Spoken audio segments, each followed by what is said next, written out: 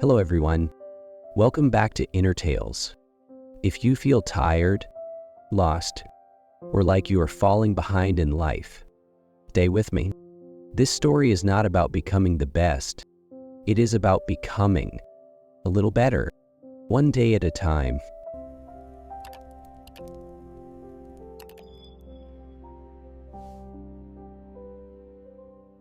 Daniel was 30 years old, not young enough to feel full of hope, not old enough to feel finished. He lived alone in a small apartment on the third floor of an old building. Every morning, he woke up before the alarm rang, not because he was excited, but because his mind was already awake, thinking, worrying, comparing. He lay on his bed, staring at the ceiling, counting small cracks he had never noticed before. At 30, Daniel believed he should be somewhere else. A better job, a clearer future, a stronger version of himself. But instead, his days felt quiet, too quiet. He brushed his teeth slowly, made coffee he did not really want, checked his phone, even though he already knew there would be no new messages. Sometimes he whispered to himself, "Is this all?" And the silence did not answer. The day moved slowly for Daniel, too slowly. After breakfast, he sat at the small table near the window. The coffee was cold. The room was quiet. Outside, people walked with purpose. Part passed. Life continued. Daniel stayed still. He opened his laptop, closed it again. No plan, no clear next step. He checked job websites for the third time that morning. Same results, same silence. He sent one application, then stopped. His hands rested on the keyboard, but his heart felt tired. Around noon, he lay down on the couch, not to sleep, just to escape the noise in his head. Thoughts came anyway. You should be further. Others are doing better. You wasted time. Daniel turned his face to the wall. He did not cry, but his eyes felt heavy. In the afternoon, he stood up and looked at himself.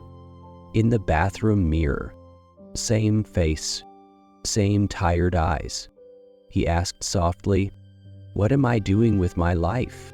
And there was no answer, only the sound of water from the sink and the slow ticking of time. In the late afternoon, Daniel stood up from the couch, not because he felt motivated, not because he had a plan. He just felt tired of sitting still. He went to the kitchen and washed his cup. The sound of water was calm. For a moment, his mind became quiet. He picked up the book again, not to learn something important, not to change his life, just to stay present. He read one page, then another. After the third page, his eyes stopped rushing. His breathing became softer. Daniel closed the book and looked around the room. Nothing had changed. The same walls, the same table, but something inside him felt slightly different, less tight. He put on his jacket and walked outside. No destination, no goal, just moving. The air was cool. The sky was quiet. Each step felt simple. And for the first time that day, Daniel did not think about who he should become. He only thought about where he was. And for now, that was enough. Daniel walked into the park. As the sun began to lower, the light was soft, the air was cool. He chose a wooden bench near a quiet path and sat down. The book rested on his lap, closed. He did not open it. He just sat there, watching leaves fall slowly from the trees. People passed by. A woman walking her dog, a man talking on the phone, a child running ahead of his father. Everyone seemed to be going somewhere. Daniel stayed. After a few minutes, someone sat down beside him. An old man, gray hair, straight back, calm movements. He carried no phone, no bag, only a quiet presence. The old man looked ahead, nodded Daniel. They sat in silence, not an awkward silence, a gentle one. Then the old man spoke, without turning his head. "You look tired," he said softly. Daniel did not answer right away. He took a breath. "Yes," he finally said. "I am." The old man nodded slowly, as if that answered was enough. The old man stayed quiet for a while. He looked at the trees, at the ground, at the slow movement of the day. Then he spoke again. "People often come to this park when they are lost," he said. Daniel smiled weakly. "I didn't know that." The old man nodded. "Eggs, they don't know it either." He glanced at the book on Daniel's lap. "You didn't bring that book to become smarter," he said calmly. "You brought it so you wouldn't fall apart." Daniel felt something move inside his chest. He looked down, said nothing. The old man continued, "Most people think they must fix everything at once." He paused. "That is why they break." Daniel finally asked, "What should I do then?" The old man smiled. "Today?"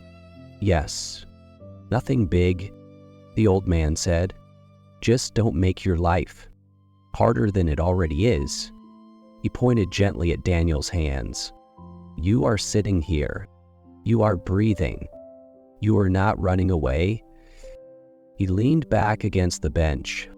"For today," he said, "that is enough." Daniel felt his shoulders drop for the first time in days. He did not feel like he was failing. He felt like he was allowed to stay. Daniel sat quietly, letting the old man's words settle inside him. After a moment, he spoke again. "I keep thinking I should be better by now," Daniel said. The old man turned his head and looked at him for the first time. "Better than who?" he asked. Daniel hesitated. "Better than who I am now." The old man smiled gently. "That is not the problem," he said. "The problem is you are asking yourself to be the best." Daniel frowned slightly. "The best version is a heavy thing." The old man continued. "It lives in the future. It demands everything at once." He tapped the bench lightly. "That better?" he said. "Better lives here." He pointed to the ground. "Yesterday you stayed inside. Today you came to the park. That is better." Daniel looked down at his shoes. "So I don't have to fix my life?" he asked quietly. The old man shook his head. "No," he said. "Just don't make it worse." They sat in silence again. Daniel felt something loosen inside him. For the first time, the path forward did not feel impossible. It felt small, and somehow that made it feel real. That evening, Daniel walked home slowly. He cooked a simple meal, nothing special. He read 2 pages, just 2, before sleep. He noticed something. His chest felt lighter.